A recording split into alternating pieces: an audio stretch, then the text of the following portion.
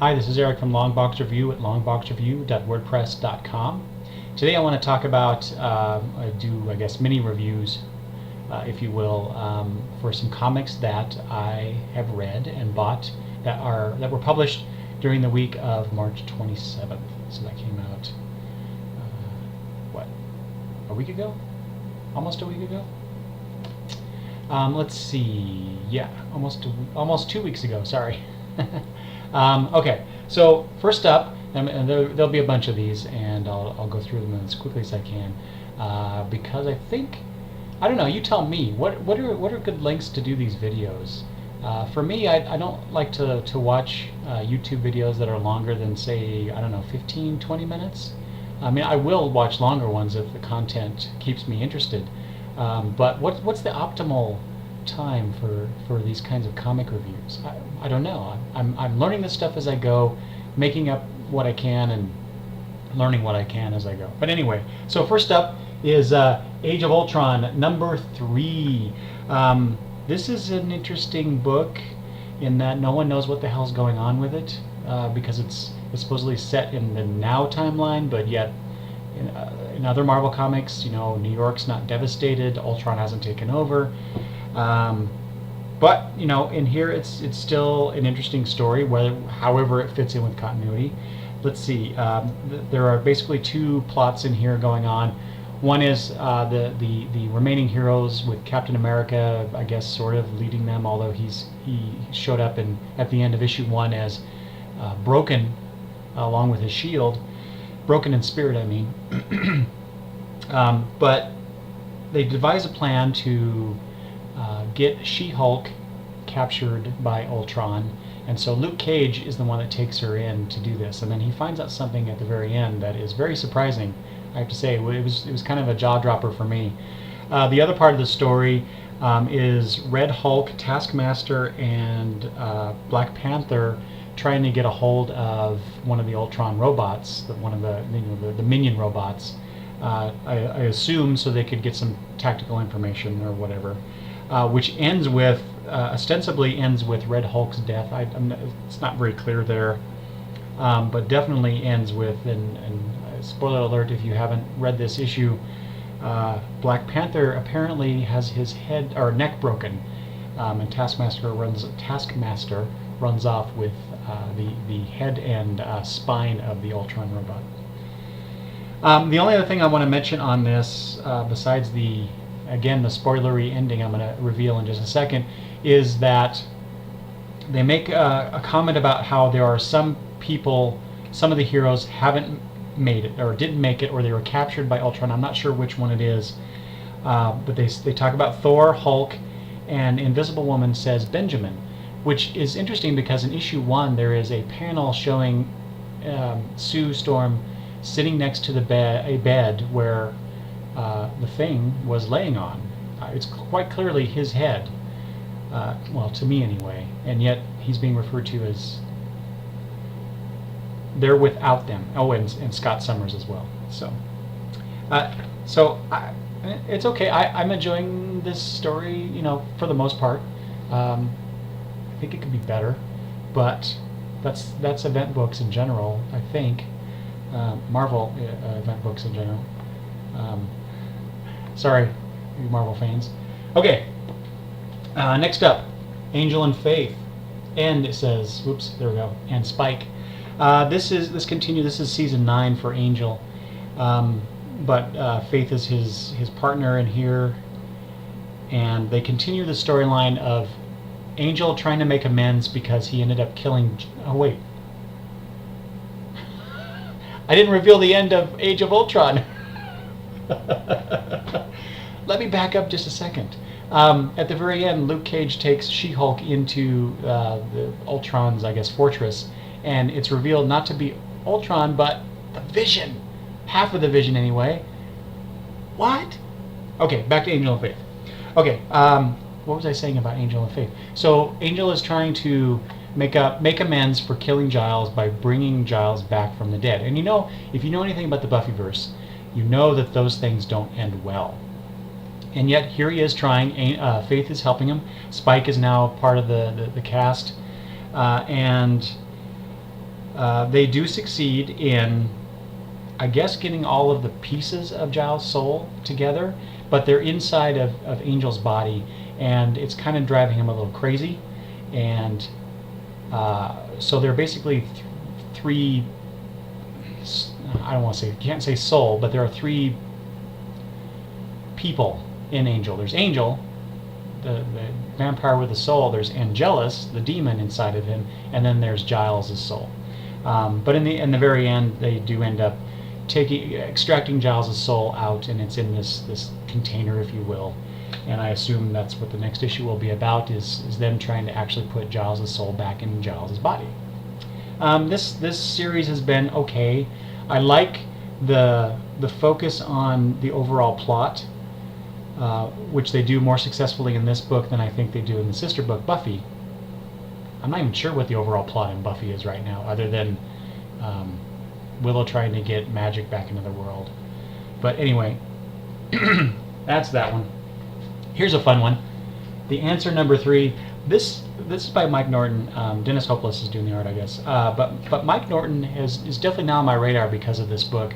I read number 1, and I'm like, what the heck is this? But it was so much fun, and it was really neat to see a main character, the female lead of the comic, be portrayed as smart and not gullible, and not fazed by too much by what's going on around her, with this guy who dresses up in black with a white exclamation point on his mask. But in the first issue, The Answer, I think he got shot, and then he shows up in the second issue. He seems fine, and in this third issue, he actually gets captured, and they're trying to figure out what's going on here with him, who he is, why he's doing this, and he ends up getting shot in the end, and all he says is "ouch." But I mean, he's shot. There's blood coming out, but I fully expect that he will be okay in the next and final issue of this interesting series. As far as the female lead character, she's with this group of people that, or gets involved with this group of people that get to do, I don't know, they get to do sciencey stuff and special projects and whatnot, and she likes being around that situation and with those people. But there's some odd things afoot, and that's the nice thing too, is that in the second issue she confronts the people that are trying to recruit her and say, is this some sort of cult or you know, evil scientist type situation? You know, so she's not dumb, but she is, I think, getting in a little over her head and will need the Answer's help. But like I said, I can't wait for the 4th issue. I'm kind of hoping they continue on with this past the miniseries. So, next is Aquaman number 18, and I just want to. So this is the aftermath of the Atlantean invasion of Boston, and that, you know, there are some issues with that and finding Atlantean technology. But really, the main things about this book is what I really like about this. One, Paul Pelletier took over art from Ivan Hayes, and he's doing a fantastic job. Now, part of that may be, or I thought it was, I can't find the credits box here. Oh, there it is. Rod Hayes is the colorist, so at least keep that continuity. I thought maybe Rod Hayes was the inker, but it's not Sean Parsons. Anyway, it looks really good. It continues the art and style of Ivan Hayes' work, so that's really nice. And then there's the part at the end, or near the end, where this old Atlantean god, I guess. I'm not sure what they're calling this character, but he's come back to reclaim, I'm assuming, Atlantis. There's some political intrigue in that the captain of the guard, I believe, does not think of Arthur, Aquaman, as his king. He thinks of Arthur's brother Orm as the king. So there's some of that going on. This has just been a really good and consistent series since the DC relaunch. Jeff Johns is still writing it. It's probably his best work in the DC universe. Aquaman's just really cool. And here we go, Batman Incorporated #9. After the after the killing of Robin in #8, this is, and then reading Batman and Robin, and reading Batman, and reading some of the other Batman titles that deal with the death of Robin. This is like tearing a Band-Aid off of a wound, right? Because the beginning of this, it's the funeral, it's the burial of Damian, but you get flashbacks to how that confrontation ended after Damian was killed, and then it keeps going back and forth between the past and the present.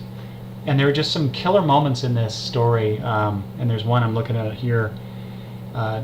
Nightwing wakes up after being knocked unconscious, and he sees Damian dead on the ground there, and he's walking toward him. Dick is walking towards Damian and just muttering no, no, no, while Batman is taking on the Damian clone that actually killed Damian. And and right above that panel I just described with Dick and Damian, Batman rams his fingers into the eyes of this guy, and there's blood everywhere. It's just brutal and so disheartening and sad.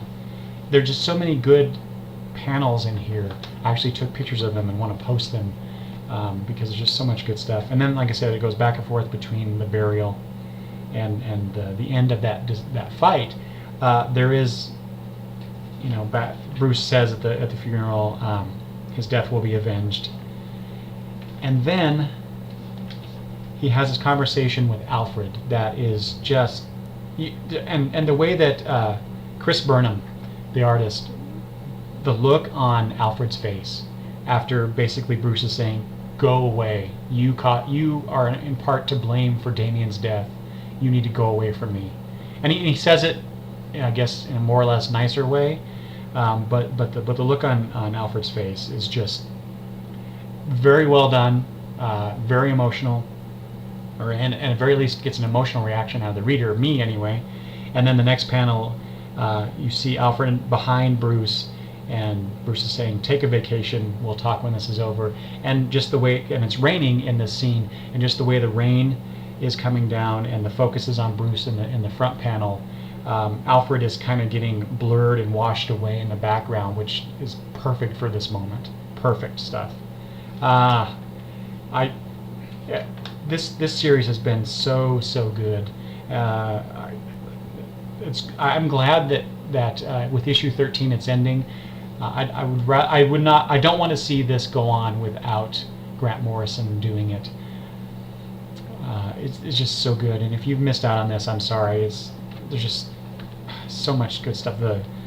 The moment with Bat Cow, if you know what Bat Cow is, it's saying moo at Bruce, with little bits of comedy like that, and then at the very end, that last full page where Bruce is just screaming in the Batcave, and the bats are flying everywhere. It's just a phenomenal issue.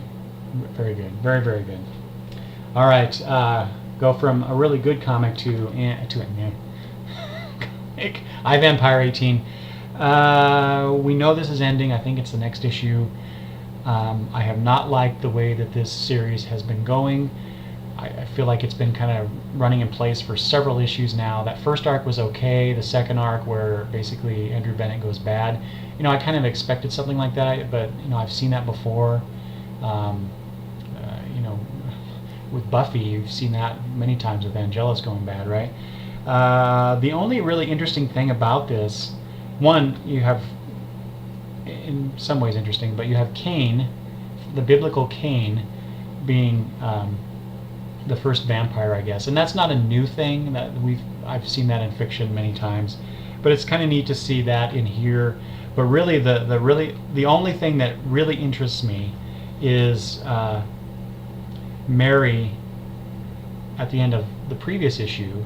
If you don't know, spoilers, but her head got cut off, effectively killing her. But then there's this portal between heaven and hell that Cain is opening up, and within that portal, and Andrew Bennett finally snaps back to his senses, He's not the evil uber vampire that he was. So he goes in to stop it, and he gets pushed out by Mary, who's somehow resurrected, at least, I don't know, spiritually maybe, in this portal. So, and that's how the comic ends. So I am very intrigued to see how they end it next issue. Mary actually, in these later issues, has become a much more important character to me, and more interesting to me, than even the main character of the title. So I'm kind of sad to see that go away, at least in terms of Mary, but I'm not sad to see this title go. Sorry, I gotta take a drink. Next up, Joe Kubert Presents. This is the final issue, and this has been. I originally wasn't going to get this, and then Joe died, and so I'm like, I should check this out. I haven't checked out a lot of his work, so I wanted to see what he's doing now, and also this was a showcase for other artists and creators that Joe liked. And speaking of that, there is one part of this series that was done by Sam Glanzman. It's called the USS Stevens, and it's basically his account of his time on the USS Stevens during World War II. And that has been consistently the best thing about this book. I liked a couple of things that Joe Kubert himself did, but the stuff by Sam Glanzman has been really, really good. There was a story here called The Ruby. It's written by Joe and Pete Carlson, art by Henrik Johnson, that tells basically the origin story of Sargon the Sorcerer. So I thought that was kind of a neat way to tie that in. So I'm wondering now, I doubt that very much. Well, I guess it could. Did we see Sargon in, was it Constantine or was it Justice League Dark? I can't remember now. I thought we saw that character recently. I may be wrong, but so I'm wondering if this origin is New 52 canon now. Anyway, let's see. And then finally, there's the Angel and Ape. I haven't liked that at all, really. But at the end, again, another story written by Joe Kubert with Brandon Vietti, with pencils by Brandon and inks by Brandon Vietti. But this is a Commandy story, but it's a different kind of Commandy story. Usually you see the Jack Kirby Commandy, right, where he's in the loincloth and long hair and whatever. He hangs out with the talking animals and fights against other talking animals. But this Commandy is a guy who uses guns. He's got pants on and a tank top, his hair pulled back in a ponytail. So, he seems to be someone that is more advanced than his contemporaries in this world, and he helps them out and fights against the talking animals. But then this curveball gets thrown in where the demon Etrigan shows up, and they have a brief discussion. I won't say fight, because there's Commandy against Etrigan would be no contest. But I thought that was really interesting that Joe did that. So it was good. Overall, it was good to read these stories. They're different kinds of things. There was a pirate story. There was some other things. There's a Hawkman thing. But I think there was a Hawkman. Maybe that was just on the cover. Anyway, lots of different kinds of stories. Many of them told by Joe Kubert through his art as well as his own writing. But it was a good retrospective. It's not a retrospective. It's a good examination of the things that Joe Kubert liked. So I was glad to read this. So if you haven't picked this up, I encourage you to pick up the trade. I assume there's going to be a trade of this, just to see a master comic book storyteller at work. All right, I mentioned Justice League Dark, maybe erroneously, but here's Justice League Dark number 18, the end of that Tim Hunter storyline. I liked Tim Hunter in the previous version of the DC Universe. This one, not so much. The story was okay. This is kind of an ending to that story. I love the Michael Janin art. I continue to, but otherwise this was kind of forgettable. I'm curious to see where this series goes next. That's all I have to say about that. But back to another great comic, Rachel Rising, number 15 by Terry Moore. Again, here's another one. If you're not reading this, I don't understand why. It's great storytelling, wonderful art. Every month I get to read this thing. It's like, yes, it's such a nice change of pace. Like I said, the art's lovely. You should check it out. All right, here's that Sixth Gun, Sons of the Gun, the miniseries, tying into the Sixth Gun series. This, I actually really like this issue. The first one was kind of like, it was okay, not bad. It kind of struck me as more of the same of what I've been reading in the Sixth Gun. But this one, I really like the pathos, the emotional connection you get with the protagonist. I won't say hero because he's a bad guy, but he's trying to leave the life of one of those guns behind. Of course, in the end, he can't because of a tragic incident involving this farm girl that he falls in love with. He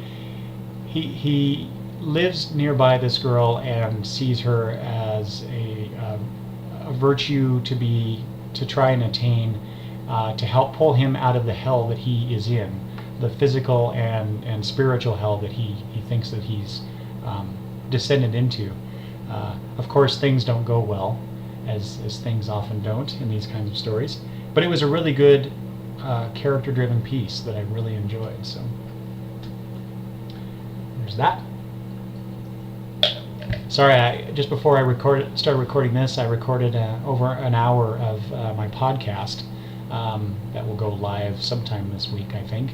So my voice is a little hoarse. I need more water, and I'm out, and I can't stop. So we'll move on, and hopefully things will improve or not get any worse. So where Age of Ultron was kind of disappointing, and issue 3 I'm talking about. Superior Spider-Man. This is number 6AU or 6.1. I've seen it referred to on some other sites. This was a very good story. If you're not a fan of the Dr. Octopus Spider-Man, you may not like this, but I thought this was a really good how Dr. Octopus as Spider-Man reacts to the situation with Ultron, this Age of Ultron thing. He has written this. So this is by Christos Gage, not Dan Slott, but he gets Christos Gage continues the Dan Slott idea of Dr. Octopus thinks he's superior, but he's always learning that he could do better, and that maybe Peter Parker wasn't the sap idiot that he thinks he is, that Ock thinks he is. And he goes through that again in this story. There's a thing, a plot. The plot basically is Spider-Man has to go into Horizon Labs, which somehow remained virtually untouched by the Age of Ultron event, to get this technology that Iron Man thinks will help shunt off part of the city from Ultron. Well, because of Ock's hubris, things don't go quite well. And in that, he learns that maybe Stark and Parker and others involved in this, aren't stupid, aren't as bad as he thinks they are. And there's actually a very touching moment where Ock tells Tony that his plan would have worked. Just things didn't go well. Of course, he doesn't tell them exactly what went wrong because it was his fault. But I usually don't like these one-issue tie-in or even miniseries tie-ins to event books, but this one was actually really good. Next, what I read from week of March 27th, Star Trek number 19. This is written by Mike Johnson, but this has been a fabulous tie-in series to the Star Trek movie from 2009. This continues the examination of the crew members of the Enterprise, this time featuring Scotty. So you kind of get Scotty as a kid and how he got interested in engineering, and how to fix things. And there was that throwaway line in the movie where Scotty talked about how he tried to transport Admiral Archer's prize beagle. Well, you get that in here, and that's why he ends up on that frozen planet as a retribution for his acts. But it was, again, a very well done story. You should check out this new Star Trek series. Well, new, it's 19 issues, but you should check out this Star Trek series. It's pretty good, if you like Star Trek especially, and I do.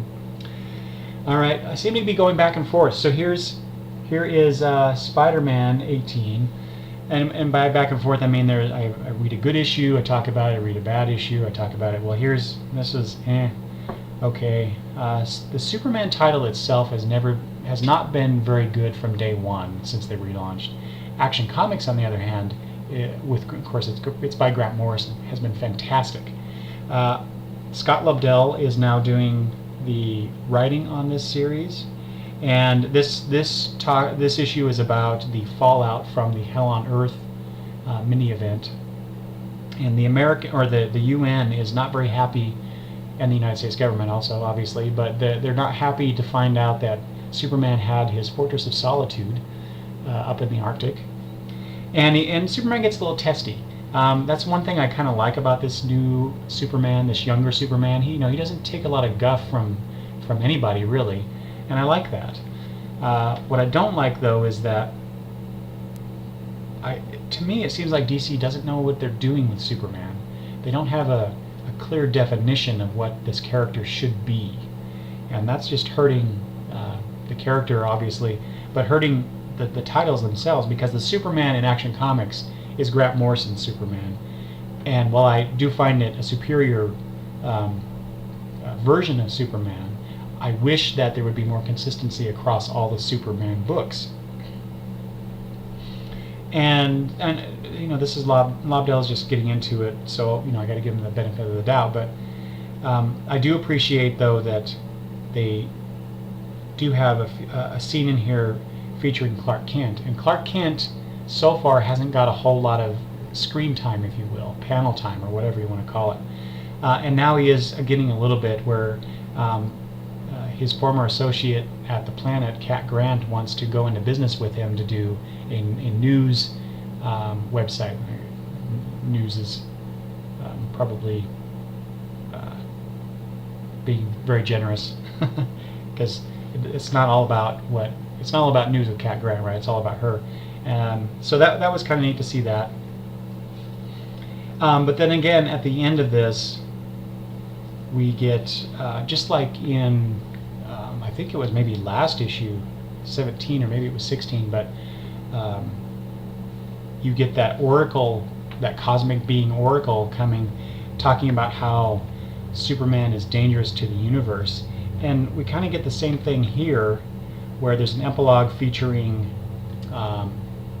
Orion of the New Gods, and Highfather is basically telling him that there's impending doom, and it's basically Superman's fault. So I don't. Why do we need that echo? I'm not sure that we need that so soon after the reveal from the last time. But anyway, there's that. Oh, I guess I'm breaking my streak. I get not so good title. Teen Titans number 18. I do not like what they're doing here. This is also written by Scott Lobdell. Let's see. After the events of Death of the Family, sorry, my mind went blank there for a second. It seems like Tim is affected in some way longer term than anybody else. So I'm not quite sure what happened there, why that is, or where it's going to. All I know is I don't like it. And that seems to be the new arc, is basically Tim doing some weird things and messing with his teammates on top of it. And I'm not liking it, but I'm going to hold on to this, or stay with this for a little bit to see where the story goes. In this story, though, Tim, Red Robin, gets his teammates, the Teen Titans, to go with him to break into Bell Rev prison, to break out supposedly another teenage superhero or superpowered person. It turns out that that was not Tim's intention at all. He wanted to talk to Amanda Waller and make some sort of deal with her.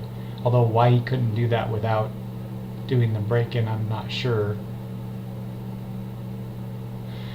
Anyway, there is a little bit in here about how Tim dealt with, or is dealing with, Damian's death. So it's almost like two different characters are being portrayed here, and they're not. It seems like if you were affected in the way that Tim seems to be affected by, I presume the Joker's gas, or I don't know what it is, that he would be that way consistently, but it doesn't appear that way right now. And maybe there's a good reason for it. I don't know, but right now I'm not caring for the inconsistency of this book. Alright, just 3 more, but here's a big one. Time Warp, #1. This is DC's newest anthology from Vertigo. They did Ghosts a few months back, and that's your horror part. This is your science fiction anthology. Lots of good stuff in this comic. Let's see. Starting off with the very first story, which is R.I.P. as in Rest in Peace, but it features the character Rip Hunter in this this time travel loop thing where he's stuck on this in the past where there's dinosaurs, and excuse me, one of the dinosaurs broke his time machine, but then another version, a past version or a future version, sorry, a future version of himself comes along and says, hey, use my time machine to get out of here. And then that keeps, so then the past version of Rip Hunter goes back into the time stream, but then that future version that gave him the time machine is stuck.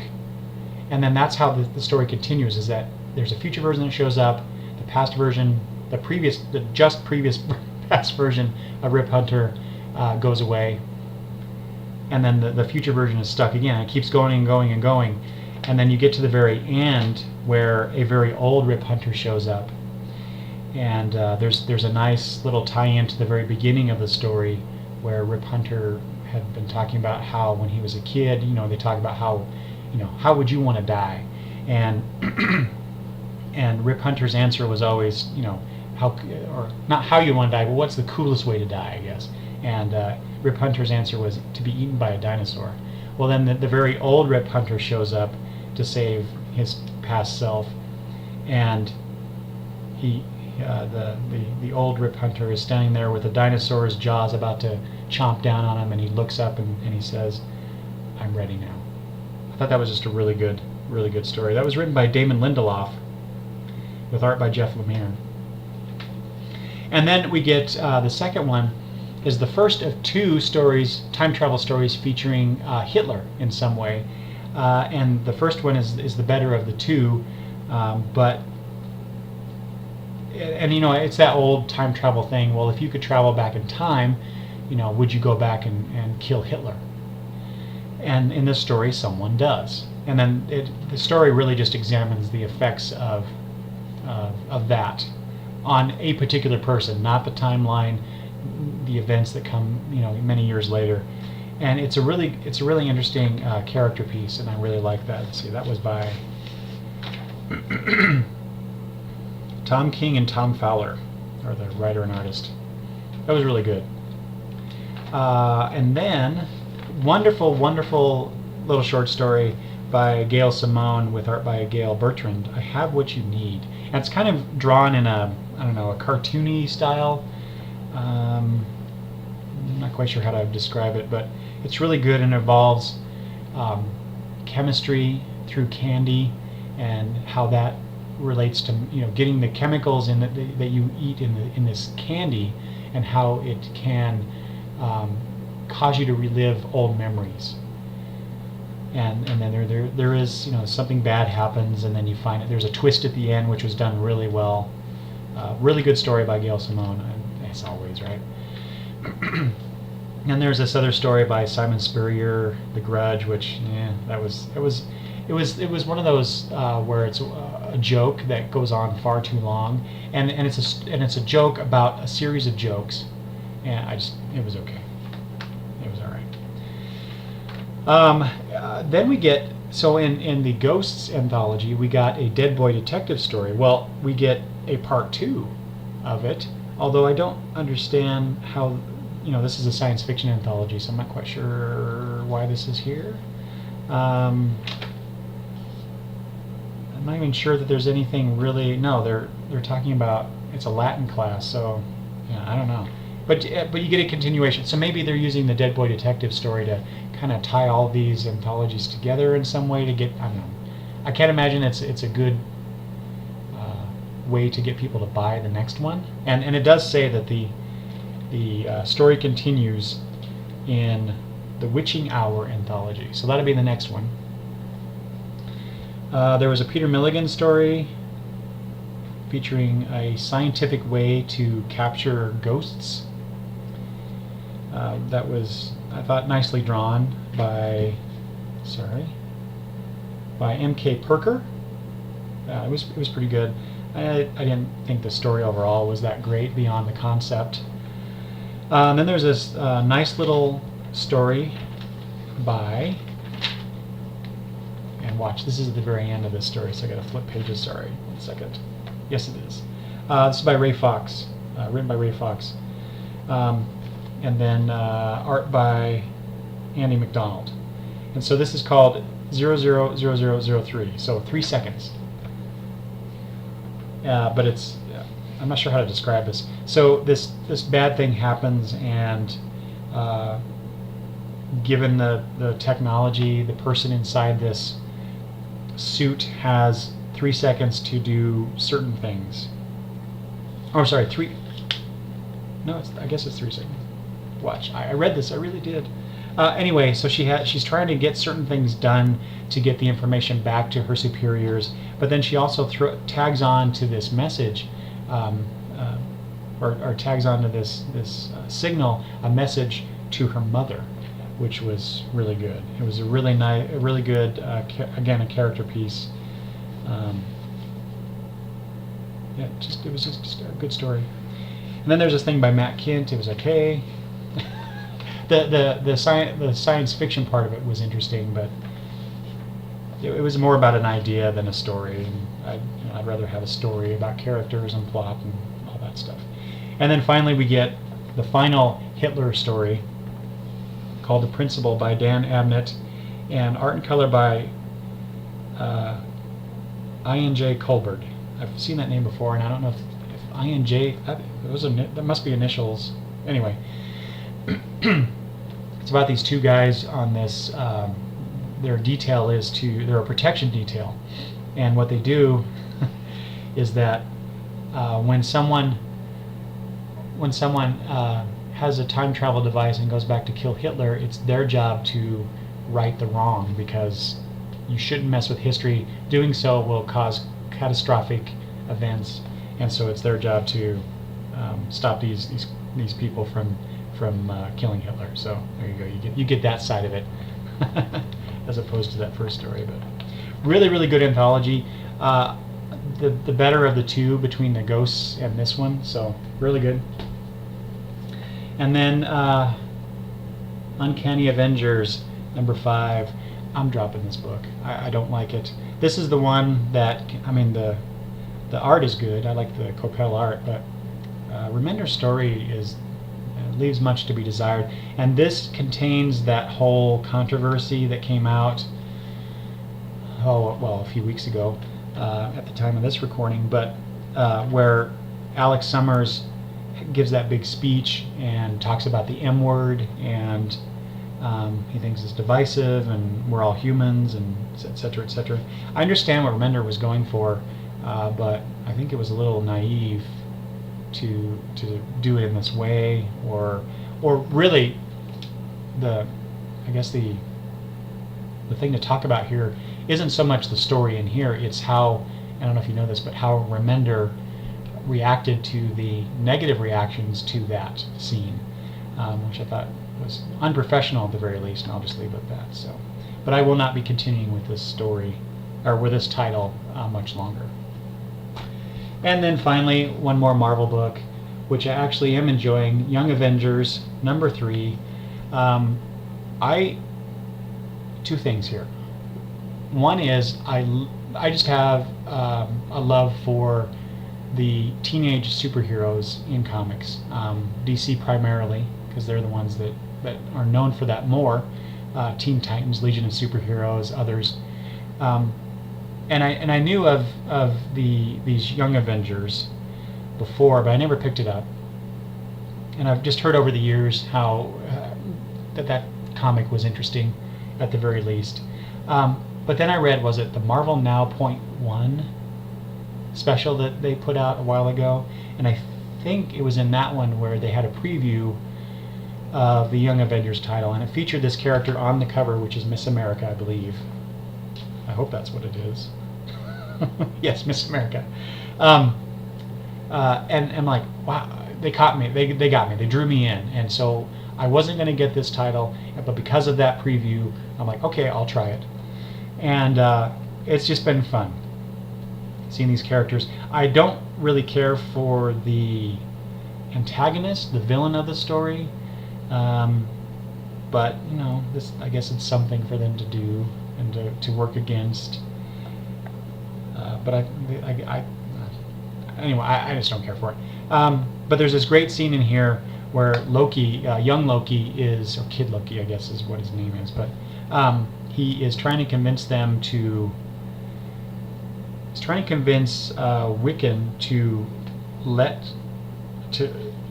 have Wiccan give Loki his magical powers for a little bit, so that Loki can fix this problem with the villain. And of course, everybody is distrustful of Loki. It's Loki, right? But one of Loki's arguments is here. Okay, so he says, Game of Thrones, you watch it and or read it? And everybody's like, yes. Well, except Miss America. She was like, huh? But then Loki says, who's your favorite character? And the two guys that watch Game of Thrones talk or say Tyrion. And Loki looks at them and says, I'm Tyrion. And if you know, if you watch, I'm going to say watch, because I didn't read the books. I watched Game of Thrones. Tyrion is the best character on that show. So, not much of an argument from Loki, but you know, he tried his best. Good book. I'm enjoying it. It's young Marvel heroes. It just fits with my likes. So there you go. That's it. That's all the comics that I have read that came out on March 27th. Thank you for watching. I'd love to hear your thoughts about these comics. If you agree or disagree with me, you can leave comments, of course, or response videos. Those are great. I've done that once or twice. Those are kind of fun to do, so that'd be good. Or you can just send me email at longboxreview@gmail.com. Either way, I'd love to hear from you, and go read some comics. Bye.